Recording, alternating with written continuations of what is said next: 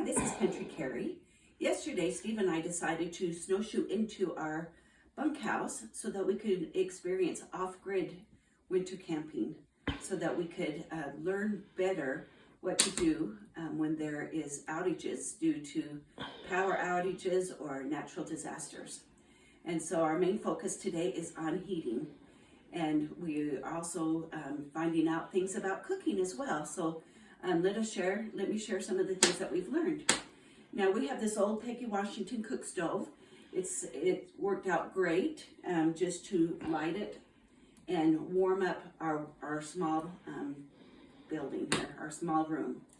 When you're lighting a wood stove, you have to remember, or any other fire, you have to remember to start with tinder, kindling, and fuel. Now, tinder is small things like pine needles, dry grasses, things like that. If you don't have that, you can use strips of newspaper. Kindling is your smaller stuff that you've cut up, that's like this. And of course, the fuel is the logs. Now, our little firebox right here, of course, is not big enough for the logs, so we just use the first two. But having this wood stove going warmed up our room really well. It also gave us, with this little oven right here, gave us a place to cook our chicken pot pies and cherry pie while it was heating the room, and a place to warm up some hot water for dishes and for hot chocolate. And so that worked out well for us. It also provided just a little bit of light. Now, other options are, if you don't have a wood stove, would be something like this Mr. Heater. We decided to purchase that for ourselves for Christmas this year. The benefit of that is it can be on even when you're sleeping. You don't have to worry about getting up and refueling it. It uses propane, which is a fuel that stores indefinitely, which is good. And in these small bottles like this, you can pick some up here and there and increase your supply. You can also get an adapter to use a large bottle of propane as well. So that's what we've used in here for our heating. Another thing that you could do for heating is there's these survival candles. Now, as you can tell, because mine's kind of old and rusty, I've had this for years, but it's been there ready for me to use if I need it, and it's used with sawdust.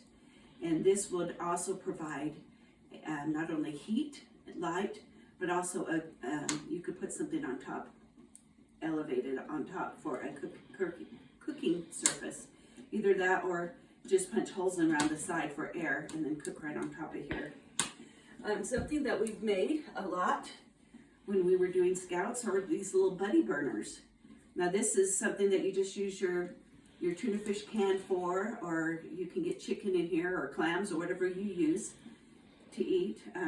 But then you just roll up corrugated cardboard, pour some paraffin wax in it, and then you use a number 10 can to use as your cooking surface. Now, this can provide you with heat, light, and a cooking source. Now, we've made just small things like cooked eggs and whatnot on top of it with this.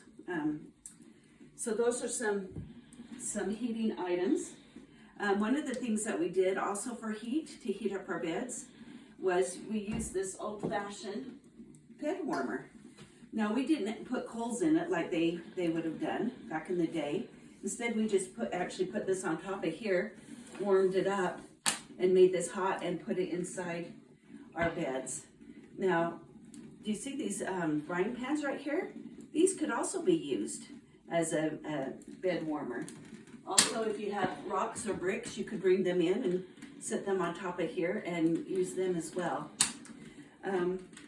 So there's your heat and your fire.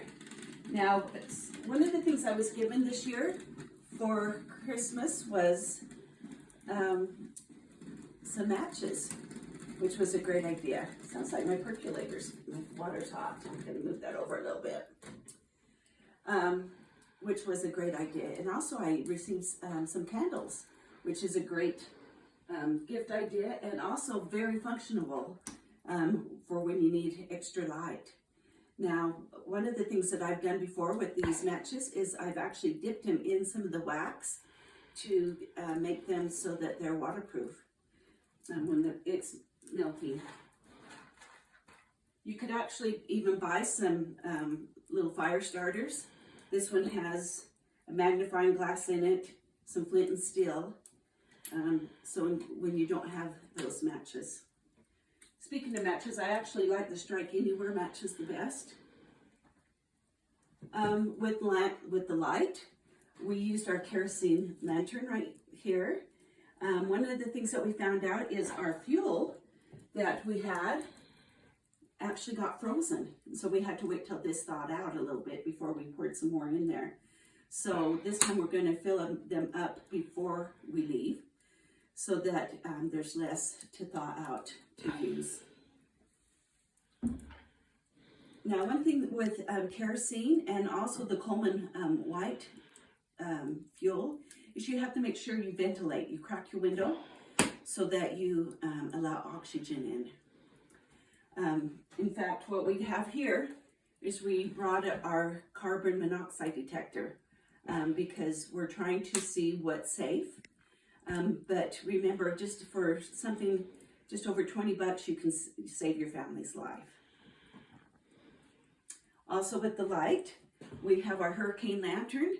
It surprised us that we not only got light out of it, but it was warm too, so it also produced heat. And then there is also, of course, many different kinds of flashlights that you could use. And even these light sticks are great to have on hand. And children can use these for lighting. So we have the heat sources.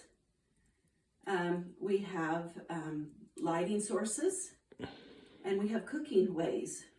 Now, if you don't have a bunch of other options, another thing is just to make sure you dress really warm.